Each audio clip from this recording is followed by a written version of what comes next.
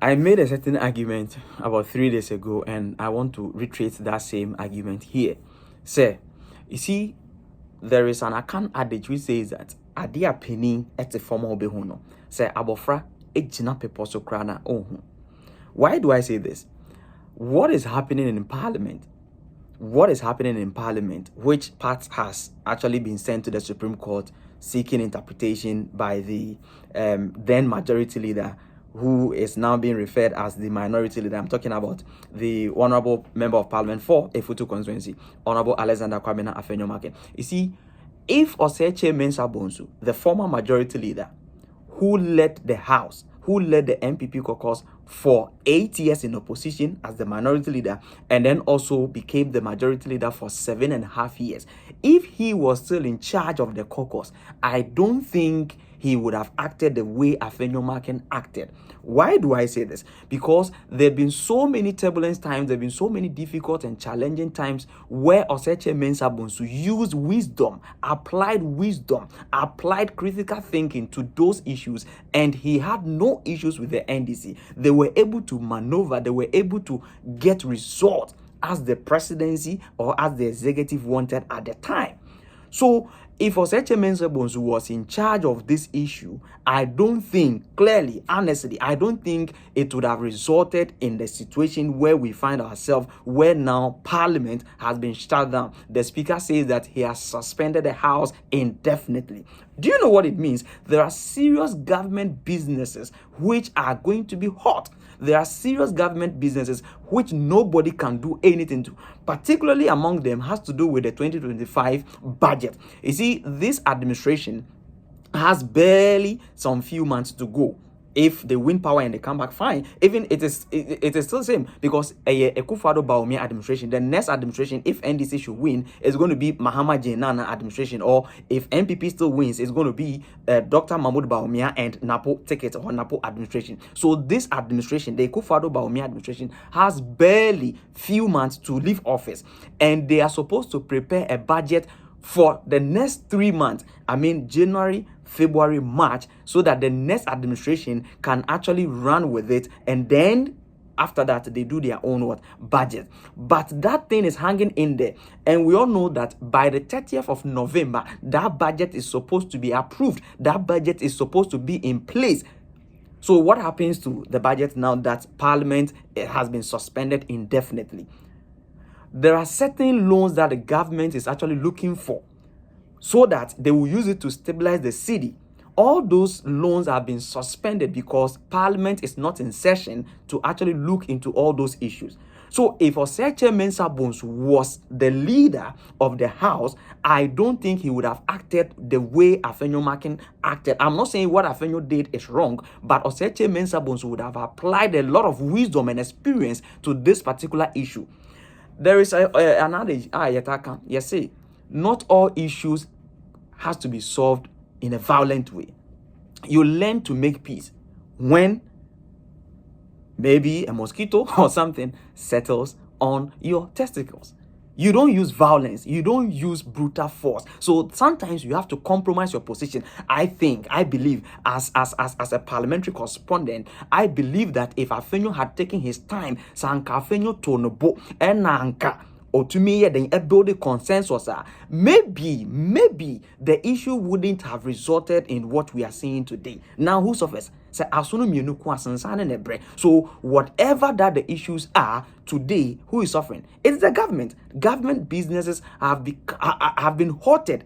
All government activities are actually on hold. Nothing is happening. So who is suffering? It's the government. So Afenyo shouldn't have gone to court.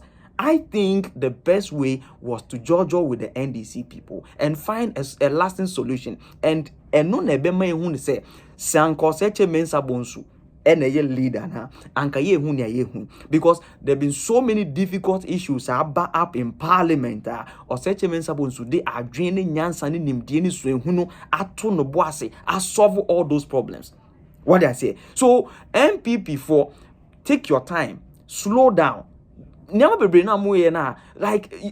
you are bringing a lot of confusion. You are hurting yourself.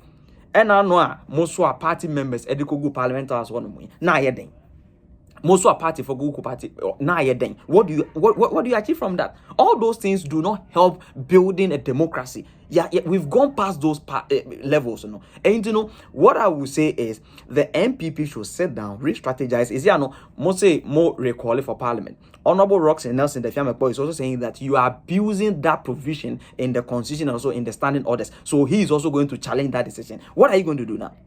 What are you going to do now? And I think you are running too fast. Some of the things you need to build consensus, and if you're not ready to build consensus, there is no way you can make peace in parliament, and there is no way serious government businesses can run. Typical among them has to do with the 2025 budget. And you need to approve that. If in the life of this administration, you are not able to approve that particular budget, then it means that you are not ready to govern. It means that you are not ready to actually do what a government is supposed to do. And say majority, say minority. The most important thing is getting the country running, getting the necessary things being done. And that is the plea. And to the NDC, I also want to say this things to you. You see, there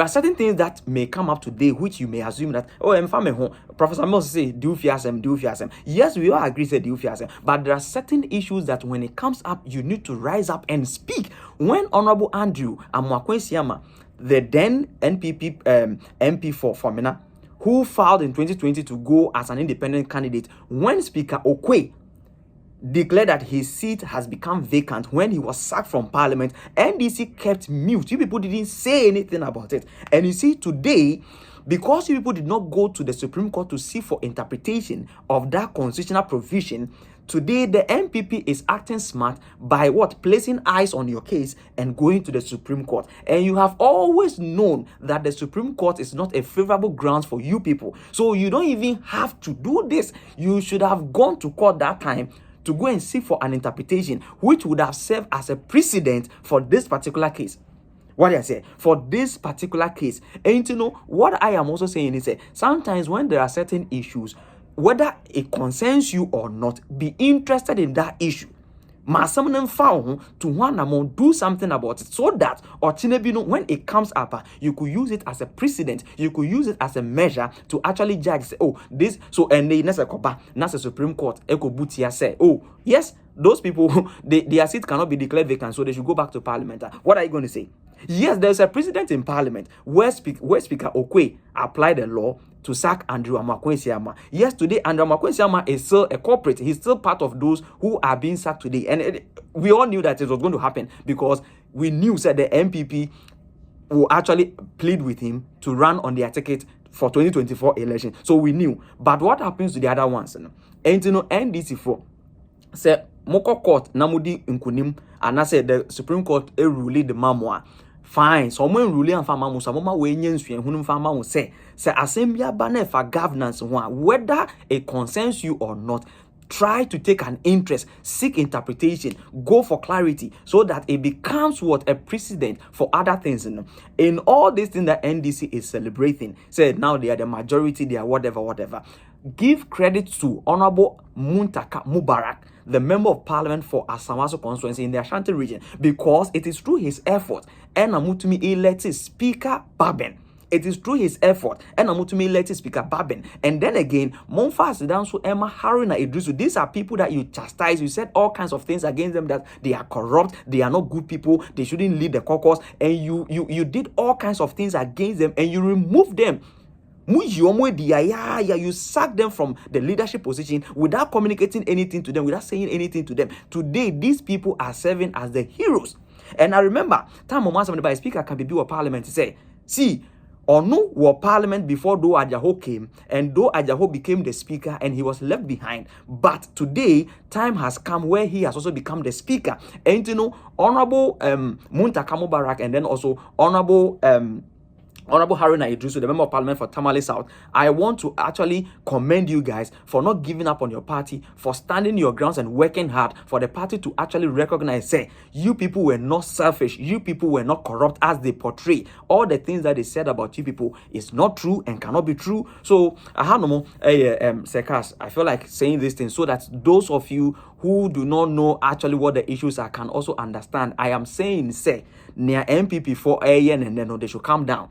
I think NPP is running too fast. They should calm down. They should judge. They should build consensus. Say Honorable Seche Mensa Bonsu and that's the majority leader. I don't think he would have done what Afenyo is doing. He would have done things differently, and the result would have inured to the benefit of NPP instead of NPP being in government and they also suffering in parliament. And then also NDC some bar. You people should also help. Mamon kase mfamo muntu wana manamoa na yenya solutions to the issues. Then NDC for more wasidebia monfama montakamu barak, because the speaker who is now working in your interest was elected through the effort of Honorable Muntakamu Barak and then also Honorable Haruna Idrisu. These are the people who have worked hard to bring the NDC to light, and then ama NPP na NDC. Get it right in here. As time goes on, we'll be able to talk about other things. For now, let's end it here.